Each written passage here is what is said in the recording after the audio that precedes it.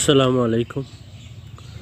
ক্যাপশনে দেখতে পাচ্ছেন ব্যাংক, টিভি চ্যানেল, প্রাইভেট বিশ্ববিদ্যালয়ের মালিকানা চেঞ্জ হচ্ছে ঠিকই, মানুষ পাল্টায়, বাকি সব একই থাকে।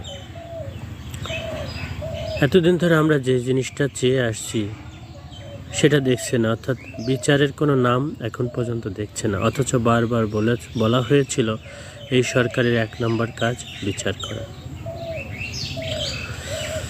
একজন বলেছেন যে আন্দোলন করে আমরা সৎ মানুষকে ক্ষমতায় বসেছি, তারা কি মুক্তিযুদ্ধে অংশগ্রহণ করেছিলেন কিনা জানা নেই।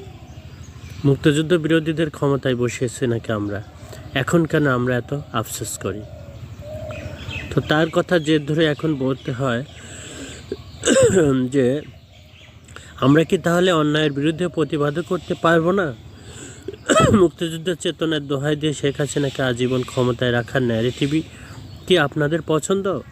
মুক্তিযুদ্ধ চেতনার নামে গুম, খুন, দুর্নীতি করে শেখ হাসিনা সরকার যে সেই চেতনার অপমান করে দেশটাকে আজ এই জায়গায় এনেছে, এটা আপনারা বুঝতে চান না, না চাওয়ার অভিনয় করেন।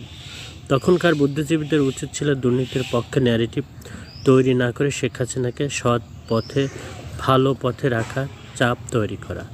শেখ হাসিনাই মুক্তিযুদ্ধের চেতনার 12টা বাজিয়েছে। যারা মুক্তিযুদ্ধের চেতনার কথা বলে, গণতন্ত্রের কথা বলে, ধর্ম নিরপেক্ষতার কথা বলে, তারা দুর্নীতি করলে সেটা হয় ক্ষমাহীন। মুক্তিযুদ্ধকে ধারণ করলে কেউ মুক্তিযুদ্ধের 12টা বাজাতে পারে না।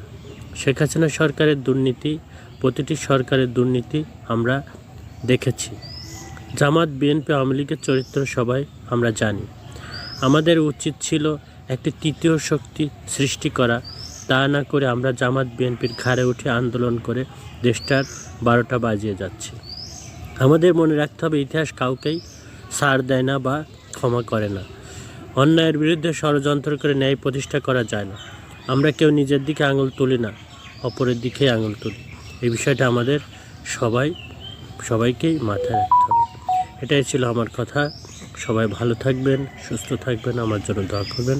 আসসালামু আলাইকুম ওয়া রাহমাতুল্লাহি ওয়া বারাকাতুহু।